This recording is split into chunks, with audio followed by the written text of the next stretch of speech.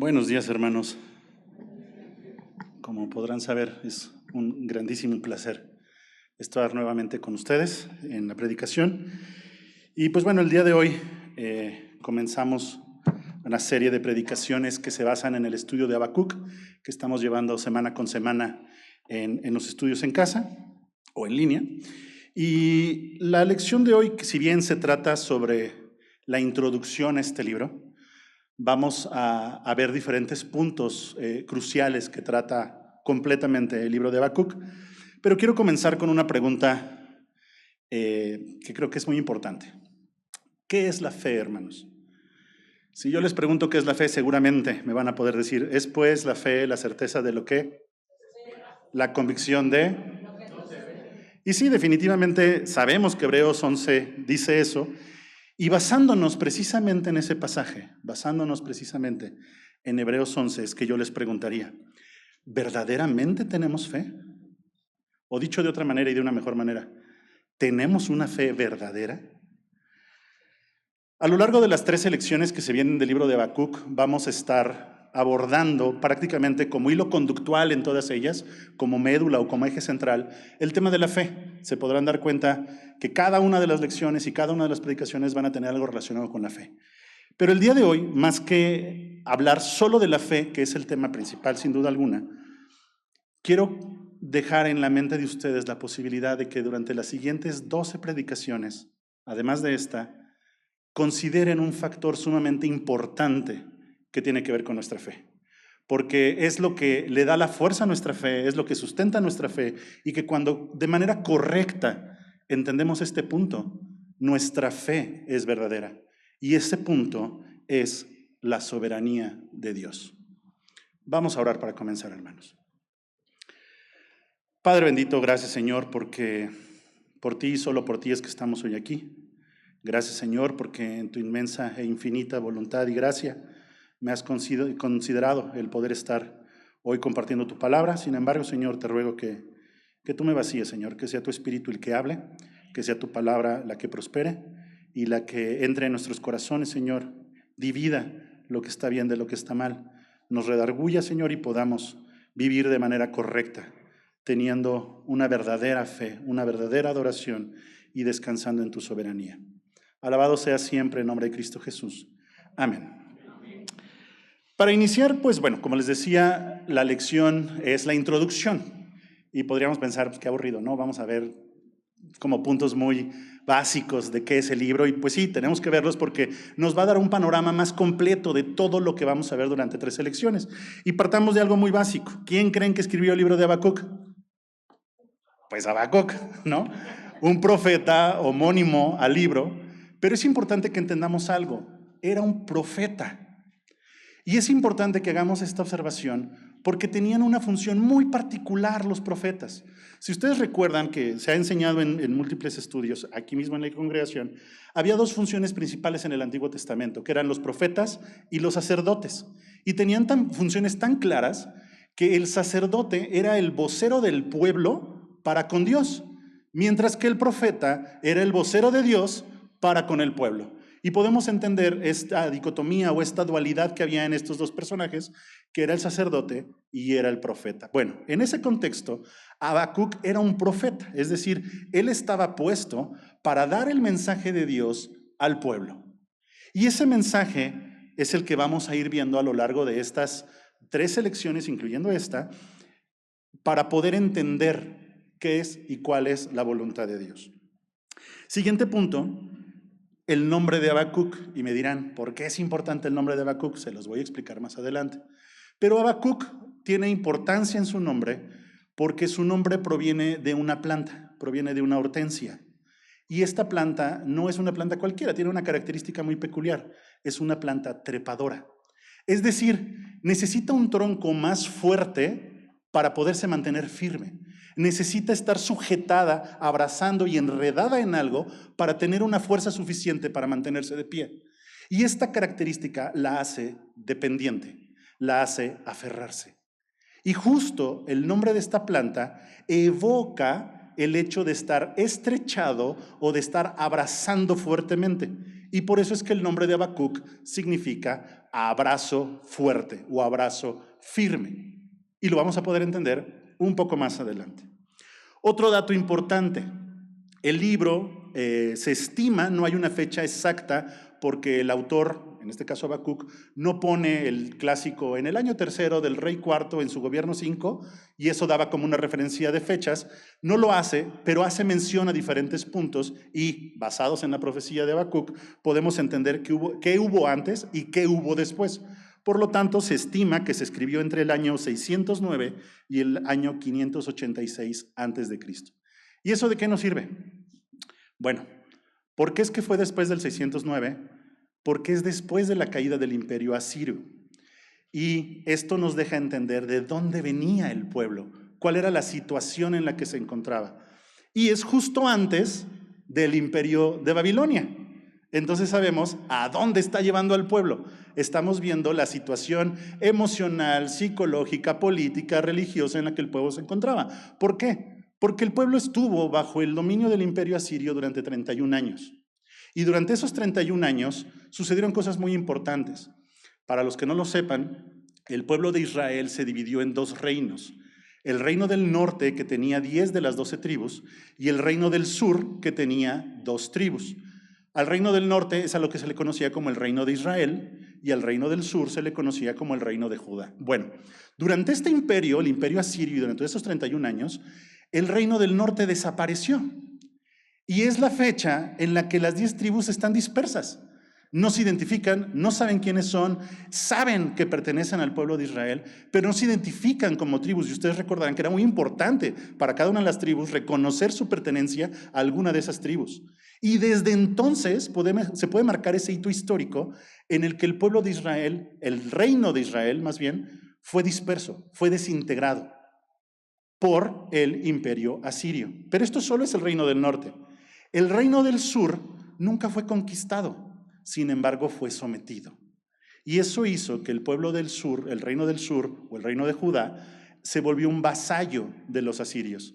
Y tenía que pasar impuestos y tenía que diezmar sus cosechas, diezmar sus ganados, a veces hasta mandar a sus hijos a la guerra en nombre del imperio asirio, y era un pueblo mermado. Bueno, pues de ahí viene el pueblo de Israel, del pueblo de Judá. Viene de 31 años de haber sido sometido, y cuando por fin están diciendo, ya nos libramos, porque el imperio asirio fue entrando en decadencia hasta que desapareció, y ellos, digamos, quedaron libres.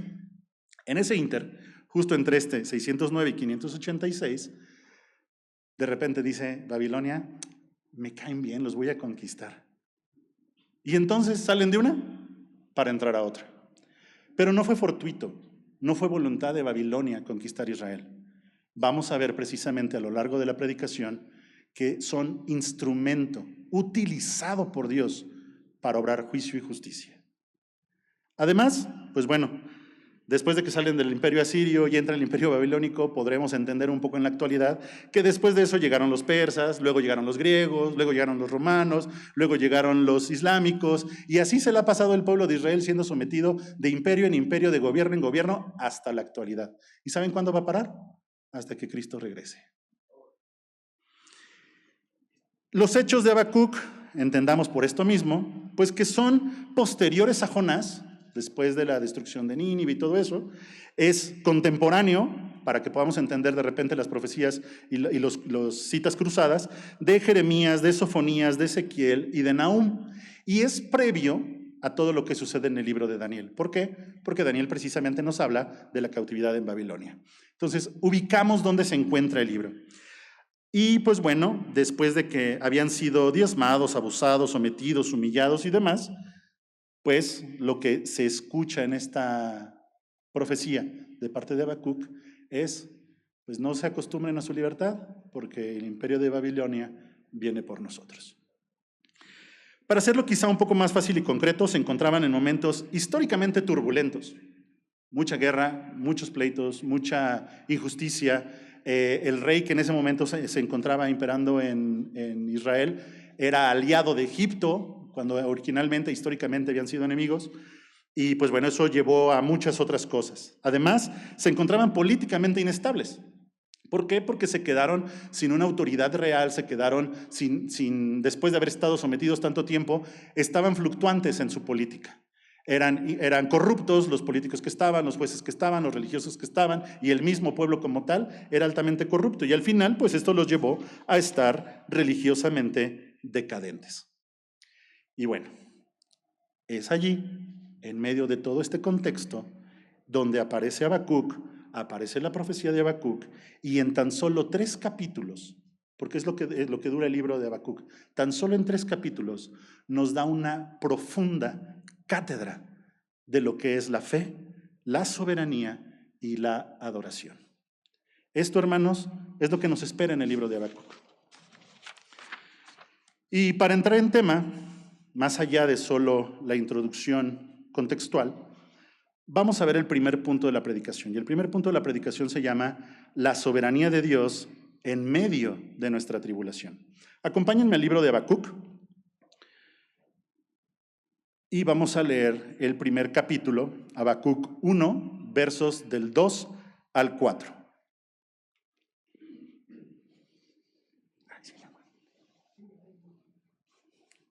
Y dice así: ¿hasta cuándo debo pedir ayuda, oh Señor?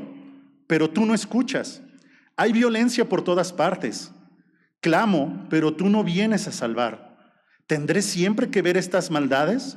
¿Por qué debo mirar tanta miseria? Donde quiera que mire, veo destrucción y violencia. Estoy rodeado de gente que le encanta discutir y pelear. La ley se ha estancado y no hay justicia en los tribunales. Los perversos suman más que los justos, de manera que la justicia se ha corrompido. ¿Les suena familiar? ¿No les suena demasiado contemporánea la situación? En estos versículos Habacuc nos presenta la situación, pero fíjense algo, interna del pueblo. Recuerden que lo que vamos a ver en Habacuc está entre los 2 periodos de haber sido conquistados por los imperios, de que los suelta uno y antes de que los conquiste el otro. Y en ese periodo, Habacuc está presentando la situación del pueblo. Todo lo que acabamos de leer, la injusticia, la corrupción, la falta de juicio, el que el justo es considerado injusto y viceversa, en que hay muchos más injustos de la gente que hace el bien, toda esa situación es interna del pueblo de Israel. El contexto que les estaba yo dando sí era de Asiria, sí era lo que les esperaba en Babilonia, pero lo que está sucediendo y lo que Habacuc está diciendo en estos primeros versículos, es la situación interna del pueblo. No había justicia y prácticamente podríamos decir, no hay Dios en este pueblo. Es como si el pueblo no tuviera temor del Señor. Y en situaciones como estas, como les decía, el reclamo que está haciendo Habacuc va en función que desde la parte más alta de los estratos sociales y políticos hasta la parte más baja, el pueblo estaba lleno de corrupción. Les digo que el rey Joacim se hizo aliado de Egipto, y es importante esto porque precisamente al pueblo, imperio, gobierno que atacó primero Babilonia antes de conquistar a Israel fue a los egipcios, y por consecuencia de esa alianza ataca a Israel. Egipto estaba al sureste, Babilonia al noreste, y de esa manera sucede esta batalla. Al final, como les dije, el rey era corrupto, los jueces eran corruptos, los sacerdotes y los religiosos eran corruptos, y el pueblo mismo era corrupto. Y Habacuc confronta a Dios en estos versículos y le dice: ¿hasta cuándo voy a ver yo esto? ¿Hasta cuándo te voy a implorar y te voy a orar y me voy a postrar y tú no me vas a contestar? ¿Por qué no me ayudas? ¿Dónde estás? ¿Qué estás haciendo? Hermanos, no sé si alguna vez hayan tenido una situación muy similar. Una situación en medio de las dificultades que ustedes se postran y se arrodillan todos los días al amanecer, al anochecer, y le ruegan al Señor y no ven que conteste. Y llega el punto en el que se sienten tan abrumados que le dicen: ¿dónde estás, Señor? ¿Por qué no haces algo? ¿Por qué permites que todo vaya mal en contra de mí? Así se encontraba Habacuc. Y puede que de repente oremos, pero no veamos a Dios moverse. Y como no lo vemos moverse, creemos que es indiferente a nuestro dolor, a nuestra necesidad o a nuestra situación. A veces oramos y no recibimos solución de parte de Dios, y entonces creemos que la situación lo supera, lo rebasa o que al final no es tan poderoso como creemos que es. A veces oramos, pero no sentimos la paz de Dios. Y entonces creemos y asumimos que Dios no nos ama, que Dios no nos procura, que no somos importantes para Él. A veces, hermanos, oramos, pero la injusticia y el injusto prosperan en contra nuestra. Y llegamos a creer que entonces Dios es injusto. Llegamos a creer que Dios nos ha abandonado. Y llegamos a creer que Dios no es fiel. Pero ¿saben algo? Mucho de esa situación tiene que ver por nuestras incapacidades y nuestras ignorancias. Y en muchos de los sentidos, por estar engreídos y en soberbia. Vamos a leer. En medio de esta situación, en medio de estas dificultades, cuando clamamos, ¿dónde estás, Dios? ¿Por qué no me escuchas? ¿Por qué no me ayudas? ¿Por qué me has abandonado? Dios, ¿por qué no haces nada? Habacuc nos va a dar una enseñanza doble. Y vamos a tomar en este momento una primera parte, la exhortación. Cuando nosotros hacemos esto, en lo personal alguna vez lo he llegado a hacer, me pregunto y les pregunto ahora, ¿quiénes creemos que somos? ¿Quiénes creemos que somos? ¿Quiénes nos sentimos para cuestionar al Creador? ¿Quiénes sentimos o en qué lugar creemos que estamos o que tenemos como para reclamarle algo a Dios? ¿Acaso no tiene Él todo el poder para haber hecho todo lo que ha hecho, aún a nosotros mismos? ¿Puede, dice la palabra, la creación reclamarle algo al Creador? ¿Quiénes somos entonces para cuestionarle, ¿dónde estás? ¿Por qué no me escuchas? ¿Por qué no me ayudas? No sé si recuerdan a Job, pero es muy similar. Y al final, si ustedes leen capítulo 38 y hacia adelante, se los recomiendo que lo lean, el Señor contestándole, ¿ah, sí? ¿Eso es lo que crees? ¿Y dónde estabas tú cuando la tierra fue formada?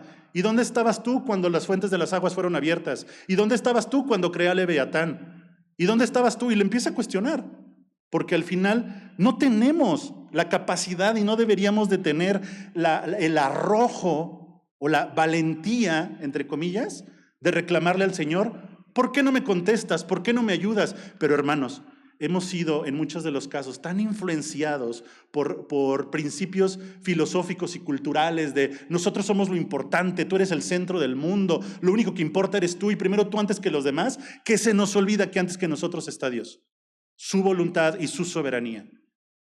Pero le reclamamos al Señor porque creemos que somos lo importante. Dice Isaías 45, versículos varios, los voy acompañando. Verso 6, yo soy el Señor y no hay otro. Verso 7, yo formo la luz y creo las tinieblas. Yo envío los buenos tiempos y los malos. Yo el Señor soy el que hace estas cosas. Verso 8, ábranse los cielos y derramen su justicia, que la tierra se abra de par en par para que broten juntas la salvación y la justicia. Yo el Señor los he creado. Verso 9, ¿qué aflicción les espera a los que discuten con el Creador? ¿Acaso discute la olla de barro con su hacedor? ¿Reprocha el barro al que le da forma? Diciéndole, detente, ¿lo estás haciendo mal? Exclama la olla, ¿qué torpe eres? Verso 11, esto dice el Señor, el Santo de Israel, tu Creador. ¿Pones en tela de juicio lo que yo hago por mis hijos? ¿Acaso me das órdenes acerca de la obra de mis manos? Hermanos, qué miedo tomarnos la valentía de reclamarle algo al Señor. Qué miedo tomar la valentía de decirle, Señor, te estás tardando en contestarme. Señor, no me estás contestando como necesito que me contestes. No estás haciendo lo que quiero que yo haga. Señor, lo arrebaté, lo declaré, lo visualicé, lo enfoqué. Hermanos, esto no se trata de metafísica. El Señor es soberano. ¿Nos guste o no nos guste? No hay uno más grande, ni más fuerte, ni más poderoso, ni más sabio, ni más perfecto que Dios. Él no nos debe nada, no nos pide permiso para nada. No nos cuestiona ni nos pide nuestra opinión para saber qué es lo que va a hacer. ¿Y saben por qué? Porque Él es soberano. Y el que Él sea soberano significa precisamente eso, que Él tiene toda la autoridad para no depender de la autoridad de nadie más. Dicho de una forma muy coloquial, el Señor puede hacer lo que a Él le plazca. Pero les dije que era de dos partes. Y ahora viene el consuelo. Perdón, ya les solté el ramalazo de la exhortación. Ahora viene el consuelo. Sin embargo, a pesar de toda esa soberanía, nos tiene misericordia. Y el hecho de que nos tenga misericordia hace que Él perfectamente entienda tu angustia, entienda tu dolor, entienda tu situación, entienda tu frustración, entienda tu necesidad imperante de resolver las cosas, porque a ti te aclama, lo requieres, lo necesitas. Y el Señor en ese sentido, aunque puede que tú no lo veas, Él perfectamente te ve. Sabe dónde estás y sabe qué estás haciendo. Puede que tú no lo sientas, pero Él sabe perfectamente bien cómo tú te sientes.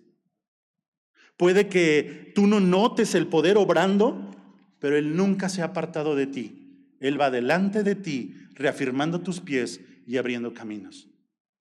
Dice su palabra en 1 Corintios 10, fiel es Dios que no os dejará ser tentados más allá de lo que podéis resistir, sino que también, juntamente con la tentación, dará la salida para que podáis soportar. Es decir, que Él conoce tu dificultad, pero no solo conoce tu dificultad, sabe cómo resolverla. Y en su tiempo y conforme a su voluntad te va a revelar la salida. Isaías 41. No temas porque yo estoy contigo, no desmayes porque yo soy tu Dios, que te esfuerzo, siempre te ayudaré, siempre te sustentaré con la diestra de mi justicia. ¿Te sientes desfallecer en medio de la dificultad, en medio de los problemas, en medio de las injusticias? ¿Te sientes desfallecer? Él te está diciendo esto, no temas, yo estoy contigo. Dice Isaías 45, iré delante de ti y hollaré los montes, echaré abajo las puertas de bronce y cortaré las barras de hierro. Lo haré para que sepas que yo soy el Señor, Dios de Israel, el que te llama por tu nombre. Tiene esa delicadeza el Señor.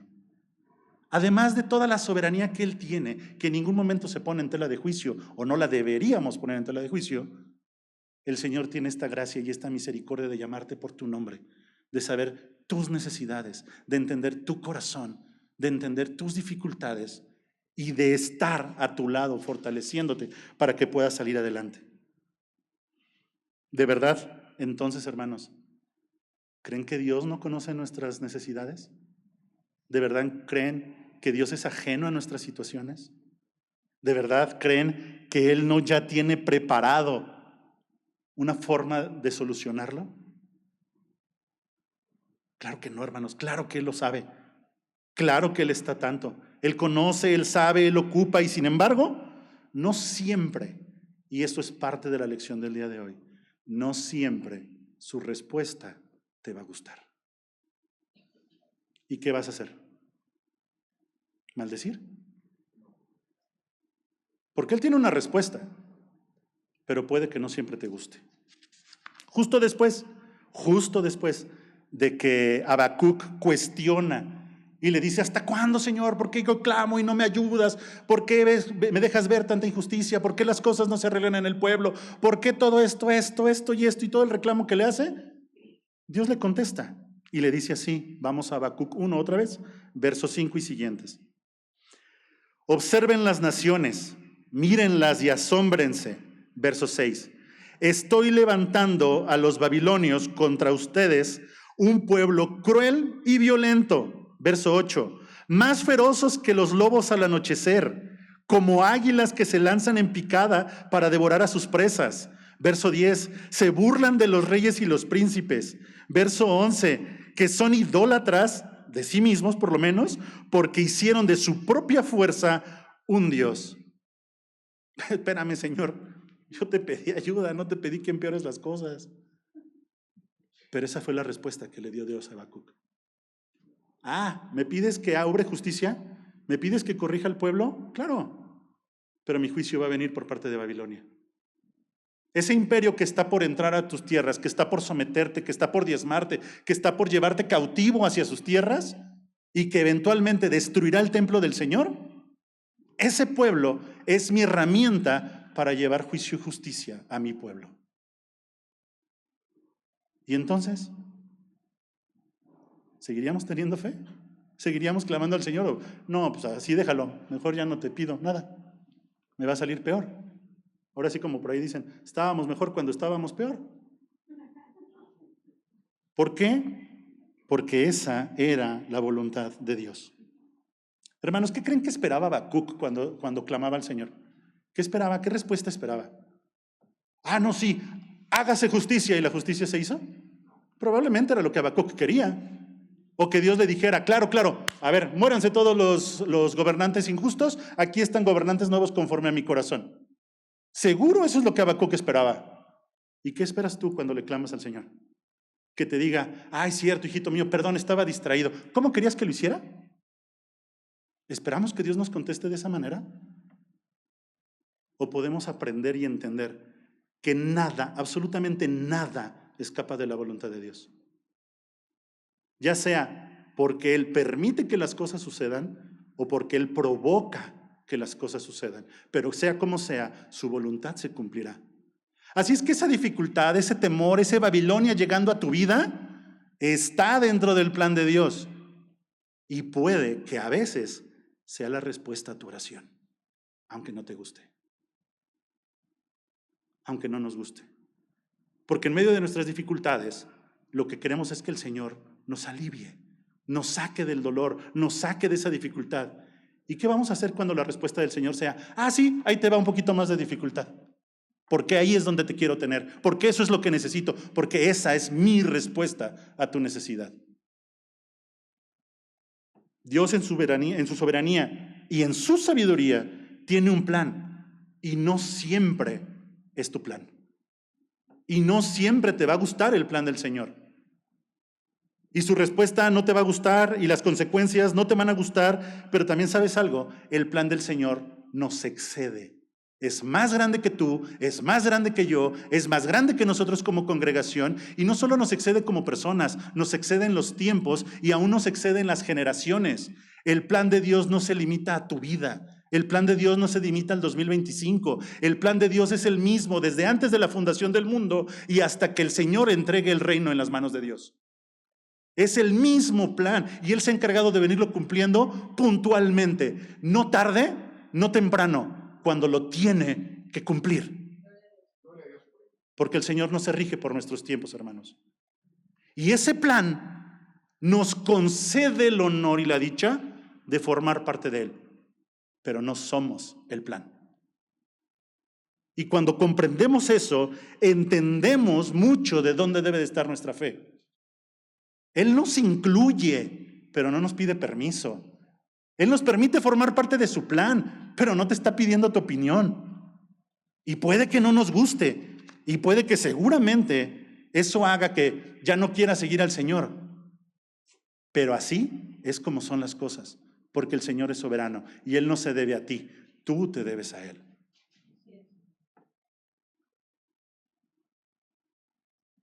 ¿Y qué vamos a hacer cuando esto pase? ¿Seguiremos creyendo? ¿Seguiremos adorando? ¿Seguiremos amando al Señor? Dios le estaba diciendo eso a Habacuc, toda esa injusticia la voy a arreglar con Babilonia. Ahí te mando la solución llamada Babilonia. Ahí te mando 48, 49 años de sometimiento para solucionar lo que me estabas pidiendo. Y saben qué sucedió con Habacuc. Tuvo fe. A pesar de que él podía haberle dicho, no, Señor, espérate, esto no es lo que yo quería. No, Señor, ¿por qué no lo solucionamos de esta otra manera? Mira, yo tengo mis ideas y mis planes, ya tengo aquí unos esquemas que creo que te podrían servir. Considéralos, no, tienen mejores ideas que mandar a Babilonia. No fue así. El Señor le da esta respuesta, pero no solo le dio la respuesta. Le dijo, ten paciencia y fe. Lo que el Señor le estaba diciendo a Habacuc en este momento es sí, esta es la situación de Israel y están muy mal. Pero para yo obrar justicia y que esa injusticia termine, voy a mandar a Babilonia. Pero ¿sabes qué? No tengas miedo. Sé que no es la respuesta que quieres, pero confía en mí. Yo conozco mi plan. Confía en mí. Yo puedo ver la totalidad del tiempo. Yo puedo saber qué es lo que se viene. Y por eso te digo, ten paciencia y ten fe, que yo obraré justicia. Y entonces entramos al segundo punto de la predicación. La fe que proviene de la soberanía de Dios. Y para avanzar necesitamos dimensionar de manera correcta las cosas. Babilonia no obró juicio por su propio pie. No fue que él dijera, sí, en el nombre de Jehová de los ejércitos voy a ir a someter al pueblo de Israel. Babilonia era blasfemo, era gentil, era idólatra. Era, de hecho, peor que el pueblo de Israel, y es parte del segundo reclamo que le hace a Habacuc. ¿Cómo vas a traer a alguien más injusto que yo a corregir mi injusticia? Pero ¿saben algo? No es porque tan justo o injusto fuera Babilonia, es porque era la voluntad del Señor utilizar a Babilonia. No importa si era justo, si era recto, o si era injusto o era pecador. Lo que importa es que el Señor los utilizó. Y eso nos enseña que el juicio no venía de parte de Babilonia, el juicio venía de parte de Dios. Babilonia solo era una herramienta, era un utensilio que el Señor está usando para corregir a su pueblo, para someter a su pueblo, para llevarlo nuevamente a sus caminos. ¿Y saben por qué? Porque esto nos debe de enseñar que nos debe de cambiar la perspectiva de la tribulación, porque cuando el Señor manda juicio y justicia, no lo está haciendo para destruirnos, no lo está haciendo para acabar con tu fe, para desmoralizarte, para humillarte, para tirarte y para que ya no te quieras volver a levantar. Tenemos que entender que si eso está pasando es por amor y misericordia. Hoy no lo vemos. Y hoy nuestra ingenuidad, nuestra ignorancia, o hasta nuestra misma arrogancia no nos permite ver que las situaciones difíciles que pasamos no exceden el control ni la soberanía de Dios. Y por consecuencia tenemos que entender que si todo lo que sucede y Dios permite que sucede para los que lo amamos, obra para bien. Y es allí donde tenemos que tener fe y cuidado, conforme a su voluntad. Dice Habacuc 2:3. Habacuc capítulo 2, verso 3. Esta visión es para un tiempo futuro. Describe el fin y este se cumplirá. Aunque parezca que se demora en llegar, espera con paciencia, porque sin lugar a dudas sucederá. No se tardará. Dios le está diciendo, tú tranquilo, yo nervioso. Le está diciendo, tranquilo Habacuc, yo tengo el control. Descansa en eso. Tú no lo puedes ver, tú no sabes qué va a pasar, tú no sabes los tiempos que se vienen, tú no sabes las dificultades por las que vas a pasar. Ya lo leíamos. Babilonia era un pueblo duro, cruel, violento, se comportaba como lobos o como águilas rapaces. Y aún así, después de darle todo ese golpe de malas noticias, le dice, pero tranquilo. Primero, yo estoy contigo. Y si yo estoy contigo, ¿quién en contra de ti? Lo que está diciendo es, tranquilo, confía en mí. Si yo digo que va a suceder justicia, adivina qué, sucederá justicia. Porque Dios es fiel a su nombre, porque Dios es fiel a su voluntad, porque Dios es fiel a su palabra. No sé si alguna vez lo hayan estudiado, visto o no, pero en las guerras antiguas, normalmente los mariscales de campo o los grandes generales buscaban un terreno alto a la guerra, al campo de guerra, por una característica en particular, porque desde allí tenían la visión completa de lo que sucedía en el campo y desde allí ellos podían hacer correcciones o ajustes a la estrategia, a los movimientos o al ataque. Ellos no se involucraban en la guerra, pero desde arriba daban órdenes. ¿Por qué? Porque eran los únicos que tenían la visión completa del campo, porque sabían lo que se tenía que hacer, porque en la visión del campo tú ves al que está enfrente de ti, pero no ves al que viene en 100 metros adelante, pero el mariscal de campo sí. Hoy en la actualidad esas guerras ya no se hacen así, pero para eso hay drones, para eso hay satélites, porque siempre como una parte estratégica o fundamental o previa a la estrategia de guerra es tener conocimiento del campo de batalla.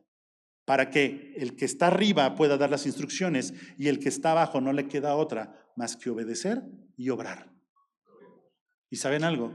El único que tiene esa visión total, absoluta y completa de nuestra vida, del campo de batalla, de este mundo, es el Señor. Y a nosotros no nos queda más que obedecer y obrar, confiar y obedecer. Si me dice que a la izquierda, Él sabe por qué, a la izquierda. Si me dice que a la derecha, yo no sé, yo no lo veo, pero si Él dice que a la derecha, porque Él sí lo ve. Y ahí es en donde debe de descansar nuestra fe, en que Él tiene la visión completa, en que en su soberanía Él diseñó el plan. ¿Qué mejor que el que diseñó el plan para darnos las instrucciones de qué hacer? Habacuc 2, verso 4.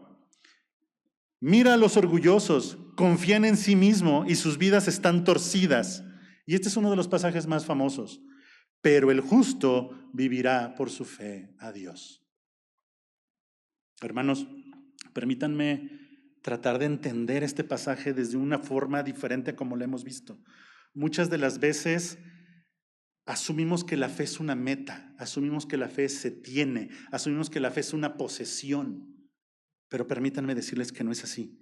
A veces, lamentablemente, utilizamos la fe como el disfraz de la resignación, porque cuando ya hicimos todo, cuando ya obramos todo y no nos salió, el justo por la fe vivirá. Yo confío en que el Señor hará algo. Sí, después de que tú intentaste 1000 cosas y no lo lograste. Eso se llama resignación, no fe.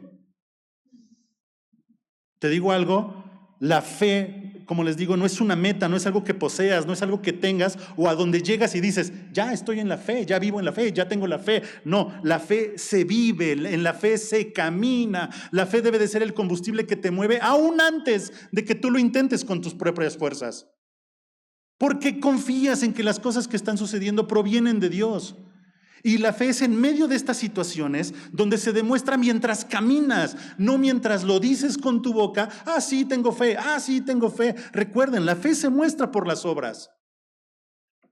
Por consecuencia es algo que se obra, es algo que se actúa, es algo que día a día tienes que caminar en ella, porque mientras que el mundo confía en sus fuerzas, confía en su sabiduría, confía en su valentía, confía en sus riquezas, lo que el Señor está diciendo es, míralos cuán orgullosos, confían en sí mismos, mas el justo tiene que confiar en mí. Así que a Dios no le importa tu fuerza, a Dios no le importa tu sabiduría, a Dios no le importan tus riquezas, a Dios no le importa tu conocimiento, a Dios no le importa tu valentía, le importa que confíes en Él. La fe no se mide por cuánto dices creer en Dios. La fe se mide por cuánto confías en seguir caminando aun cuando las cosas están mal. Es allí donde verdaderamente se muestra la fe. Jeremías 9:23 dice, así dijo Jehová, no se alabe el sabio en su sabiduría, ni en su valentía se alabe el valiente, ni el rico se alabe en sus riquezas, mas alábese en esto el que se hubiere de alabar, en entenderme y conocerme que yo soy soberano. Cuando utiliza aquí la palabra Jehová, está hablando el autoexistente, el autosuficiente, es decir, el que es absolutamente soberano. ¿Quieres alabarte en algo? Alábate y confía en que lo conoces y descansas en que Él es soberano. Habacuc recibió una respuesta que no era lo que quería, no era lo que buscaba. Dios le acababa de decir que la solución en realidad solo empeoraría las cosas. Pero Dios le dijo, ten paciencia, camina en fe y descansa en la confianza de que yo tengo el control y de que soy soberano. Hermanos, se los decía al principio de la predicación, nuestra fe, para ser una fe verdadera, tiene que descansar en la soberanía de Dios. Necesitamos comprender la soberanía para poder tener una verdadera fe. A veces puede que no veamos el camino, a veces puede que no encontremos el sol, a veces puede que que Dios nos esté diciendo, las cosas van a ir peores, pero necesito que tengas paciencia, necesito que camines, necesito que confíes en mí, porque se van a mejorar y llegará y sucederá. Fíjense que en el versículo que leíamos atrás, en Habacuc 1, hay un momento en el que dice, no tardará, y termina diciendo, no tardará. Aquí está en Habacuc 2:3. Dice, espera con paciencia porque sin lugar a dudas sucederá, no tardará. Y permítanme explicarles que cuando dice no tardará no quiere decir no, ya viene pronto. Eso no significa. Significa no puede llegar tarde porque va a llegar cuando tiene que llegar. No es no te preocupes, ya aceleré el proceso. Ya empujé 2, 3 ángeles para que terminen antes lo que les pedí que hicieran. No está diciendo eso. Al decir no tardará, está diciendo llegará en el momento que tenga que llegar. Sucederá cuando tenga que suceder, porque no va a tardar. Porque está diseñado para que suceda en ese tiempo. Y este punto en el que nos dice, ten paciencia, es eso. Mi justicia va a llegar. Lo que necesito que se obre para contigo va a suceder en el tiempo en que tenga que suceder. Ten paciencia, ten fe y descansa en que yo tengo el control. Y esto nos lleva a un punto también importante que ya lo había empezado a mencionar atrás. No somos la parte importante del plan de Dios. Y perdona que te lo diga así de duro y de cruel. No eres la parte más importante en el plan de Dios. No lo somos. Indudablemente, Él te ama. Indudablemente. Porque de tal manera amó Dios al mundo que mandó a su Hijo. ¿Tú crees que no te ama como para haber sacrificado a su propio Hijo? Claro que te ama. Invariablemente le importas. Vimos en versículos atrás, yo estoy contigo, yo te fortalezco, yo te abro caminos, yo reafirmo tu pie. Claro que le importas, claro que se preocupa por ti, claro que le importas. Y definitivamente Él quiere que estés con Él. Para eso mandó a su Hijo, para restaurar la relación que teníamos en el Edén y poderla volver a tener cuando estemos en su presencia. Claro que quiere que estés con Él. Incuestionablemente Él te va a procurar siempre, porque Él no desatiende a su pueblo. Pero eso no significa que el propósito central de su plan seas tú, o sea yo, o seamos nosotros.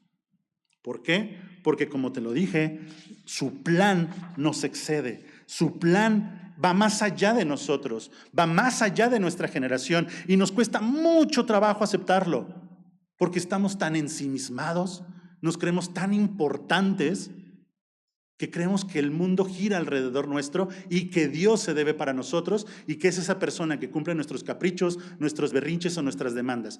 Y más si lo declaramos, como lo enseñan algunas iglesias, si lo arrebatamos. Pero la soberanía de Dios significa que esas cosas, a pesar de que le importan, para Él es más importante que su reino se establezca. Para Él es más importante que su Hijo sea predicado, que su evangelio alcance a las naciones. Y si en ese camino el plan de Dios te favorece, te va a favorecer. Y si en ese camino eres un vaso que Él necesita utilizar para que alguien más reciba la bendición y no tú, así será. Y como vimos al principio, no tenemos el derecho de reclamarle y nos cuesta trabajo porque creemos que somos el plan de Dios. ¿Y cuántas veces hemos escuchado la frase de el Señor tiene un plan perfecto para ti? No, el Señor tiene un plan perfecto y te quiere incluir. No es como si te chiqueo y te dedico todo porque tengo un plan exclusivamente para ti. Fíjate que lo diseñé a tu medida, para que no te cueste trabajo, como las dietas, ¿no? A ver, te voy a poner un día de descanso para que comas lo que quieras, porque sé que para ti es difícil. No, perdón, el Señor tiene un plan, y es el mismo plan desde el principio hasta el final. Y nos quiere incluir, y nos concede el honor de formar parte de ese plan, y nos quiere como siervos, pero no lo hizo solo para nosotros. ¿Recordarán Hebreos 11? ¿Lo recuerdan? El pasaje de la fe. Bueno, a pesar de todos los ejemplos que nos ponen Abel, Enoc, Noé, Abraham, Isaac, Jacob, José, Moisés, Gedeón, Barak, Sansón, Jefté, David, Samuel y otros tantos, fíjense lo que dice Hebreos 11:13. Conforme a la fe, murieron todos estos sin haber recibido lo prometido, sino mirándolo de lejos y creyéndolo, Y dice todavía el verso 39, y todos estos, aunque alcanzaron buen testimonio mediante la fe, no recibieron lo prometido. ¡Qué injusto es Dios! ¡Qué mentiroso es Dios! Ya no quiero nada que ver con Dios. No, mis hermanos, lo único que nos demuestra esto es que Él es soberano y que su plan es más grande que nosotros y que su soberanía nos excede en tiempo y persona. Y tenemos que aprender a aceptarlo. Porque si no lo aceptamos, no podemos tener paz, no podemos tener fe. Tercer punto de la predicación y último. También no perdamos de vista que las cosas no se arreglaron. No había justicia, no iba a haber justicia a corto plazo. La injusticia, la corrupción, la maldad iba a seguir existiendo. Y aún así, a pesar de que la respuesta que Habacuc recibe es contraria a lo que él quería, aún así eleva un salmo. Y dice Habacuc 3:18, aún así me alegraré en el Señor, me gozaré en el Dios de mi salvación. El Señor soberano es mi fuerza, Él me da pie firme como un venado capaz de pisar sobre las alturas. Hermanos, vuelvo a preguntar, ¿nuestra fe es verdadera? La de Habacuc lo era. Aunque se sequen las higueras, aunque no haya olivos, aunque se muera el ganado, aunque pase lo que pase y venga la maldición que nos va a venir a través de Babilonia, con todo yo seguiré alabando al Señor y me gozaré en el Dios de mi salvación. ¿Tenemos la capacidad de decir eso? Cuando las cosas no vayan bien en nuestra vida, cuando no recibas el trabajo que estás esperando o el aumento que esperas, cuando no te embaraces o no llegue el hijo que deseas, cuando tu matrimonio no se arregle, cuando estés buscando y trabajando duro por las cosas y no lleguen, ¿vas a seguir alabando al Señor? ¿Vas a decir, con todo yo te alabaré y con todo me gozaré en ti? ¿O vamos a maldecir?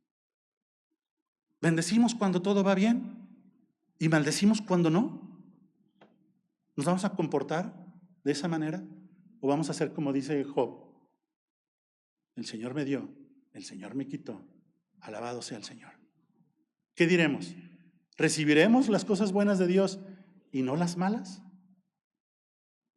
Eso abre la gran posibilidad de que probablemente haya cosas que no sean buenas en nuestra vida, que vienen de parte de Dios. ¿Y vamos a seguir alabando? ¿Y vamos a seguir adorando al Señor, reconociéndolo y llamándolo Señor de nuestras vidas, Dios de mi corazón, mi Salvador? ¿O vamos a perder la fe? Y vamos a decir, no, ya no quiero saber nada de Dios, porque me decepcionó Dios. ¡Cuánta soberbia, hermanos! Sin embargo, Habacuc elevó un canto y le dijo, confío en ti, Señor. Confío en ti. Y fue por dos cosas. Porque reconoció y aceptó la soberanía de Dios. Dice Habacuc 3:2, he oído todo acerca de ti, Señor. Estoy maravillado por tus hechos asombrosos. En este momento de profunda necesidad, ayúdanos otra vez. Y como lo has hecho en el pasado, y en tu enojo, recuerda tu misericordia. Señor, reconozco que lo que viene me lo merezco. Reconozco que por causa de lo que yo hice vienen estas cosas, pero Señor, sé que vas a obrar justicia porque eres Dios justo. Lo que te pido es ten misericordia de mí. ¿Cuántas veces oramos? Señor, líbrame de esta situación. Señor, sácame de aquí. O a veces intercedemos por otro. Señor, que no le pase esto a tal persona, líbralo de tal cosa. No, y si el Señor quiere obrar juicio, hermanos, porque es necesario volver a hacer rectos tus caminos. Más bien es decir, Señor, sé que vas a obrar justicia en mi vida. Tenme misericordia, no toques mi vida, sácame de allí, muéstrame la salida y está tú a mi lado todo el tiempo abriendo caminos. Y lo que haya de venir, que venga, porque en ti confío. Esas son palabras de Habacuc. Y la segunda cosa es que él entendió por revelación la verdadera intención y voluntad de Dios. Habacuc 3:8, ¿estabas enojado, Señor, cuando golpeaste los ríos y dividiste el mar? ¿Estabas disgustado con ellos? No, estabas mandando tus carros de salvación. todo lo que yo veo que se viene, la ira descargada, el juicio descargado, el justicia, no es para destrucción, hermanos, es porque está enviando sus carros de salvación. Y no podemos verlo. Y eso es lo importante. Necesitas confiar. Necesitas tener fe, necesitas seguir. Porque cuando estás en esos puntos y estás pasando por pruebas, por angustias, quizá ya estás abrumado, quizá levantas tu voz, quizá ya le clamaste al Señor, ya no puedes, ya estás debilitado, tu fe ya está frágil. Te digo algo, allí es donde Dios te quería tener. Allí es donde te necesita. ¿Recuerdan Juan 4 cuando nos habla de los verdaderos adoradores en espíritu y en verdad? Les digo algo, hermanos, no existen verdaderos adoradores en espíritu y en verdad, ni verdaderos fieles seguidores de Cristo si su fe no es probada por medio de la tribulación y de la angustia. Porque es en medio de esa tribulación, de esa angustia, de esos momentos difíciles donde se prueba si en verdad estás caminando en fe o no. Es allí donde se demuestra si de verdad estás teniendo la fe como para seguir reconociendo quién es tu Señor y confiando en Él, confiando en su soberanía, confiando en su poder. Puede que tu clamor y tu oración no sean contestados, puede que no llegue la respuesta como tú la estás queriendo buscar, puede que te parezca que la respuesta de Dios viene tarde. ¿Y vas a maldecir por eso? ¿O qué vas a hacer? Tendrás la fuerza, la fe, la confianza y el conocimiento suficiente en la soberanía de Dios para alabar y para elevar el Salmo de Habacuc y decir, no importa todo lo que venga, con todo yo alabaré a mi Señor. Ese es un gran reto, hermanos. Vamos a irlo viendo a lo largo de las 13 predicaciones que van a haber, menos esta. Vamos a ir aprendiendo de Habacuc. Yo solo quise tomar partes generales para que entendamos la totalidad. Y como todo el libro de Habacuc nos habla de fe, pero hermanos, por favor, no quiten nunca el dedo del renglón de que la fe tiene que ver con la soberanía de Dios. En la medida que confiamos y descansamos en la soberanía de Dios, nuestra fe va a ser probada y fortalecida y purificada y embellecida. Pero necesitamos esas dificultades. Como conclusión, Habacuc nos enseña a cómo vivir en fe cuando todo se está derrumbando y a cómo mantenernos en adoración aún en la tribulación. El libro de Habacuc, eso es lo que nos espera. En su soberanía, Dios nunca llega tarde. En su soberanía, Dios puede permitir la injusticia, pero no lo hace partícipe ni lo hace injusto. En su soberanía, Dios no es ajeno a nuestro clamor. Él contesta lo que necesita contestar. En su soberanía nos enseña que la auténtica fe y adoración vienen por medio de las pruebas y por medio de las dificultades. Aprendamos a caminar de esta manera, hermanos, para poder decir, con todo, yo me alegraré en Jehová y me gozaré en el Dios de mi salvación. Dice para terminar Salmo 73, en cuanto a mí, qué bueno me es estar cerca de Dios. Hice al Señor soberano mi refugio, y a todos les contaré las maravillas que ha hecho. Hagamos la soberanía de Dios el refugio de nuestra fe. Oremos, hermanos. Padre bendito, gracias. Gracias porque tu palabra es fiel y verdadera. Porque como espada a veces nos corta, Señor, nos duele, nos podemos sentir heridos por ella. Y a veces, Señor, nos va a ser difícil aceptar las realidades de las cosas para poder comprender y confiar en tu voluntad, en tu soberanía, en tu sabiduría, Señor. Enséñanos a vivir de esa manera. Enséñanos a confiar en ti. No nos debes nada, no tenemos ni siquiera la capacidad, Señor, ni el poder para reclamarte algo, para exigirte algo, pero sabemos que eres misericordioso, Padre, y imploramos esa misericordia en nuestras vidas. Imploramos que tú estés con nosotros, que nos enseñes a creer en ti, que aumentes nuestra fe. Y en esa petición de aumentar nuestra fe, reconocemos que seguramente vendrá acompañado de tribulación, de angustia, de dolor. Padre, enséñanos a confiar en ti. Queremos confiar en ti. Ya no queremos las injusticias que se viven actualmente. No queremos la falta de ley, no queremos las dificultades por las que estamos pasando, la corrupción que existe, Señor, y que va aumentando cada vez más dentro de la sociedad. Pero sabemos que para que eso suceda, vendrá juicio de tu parte. Déjanoslo aceptar, confiar y vivir en la fe de seguir adelante aunque las cosas no pinten bien para nosotros. Señor, gracias. Alabado seas en nombre de Cristo Jesús. Amén.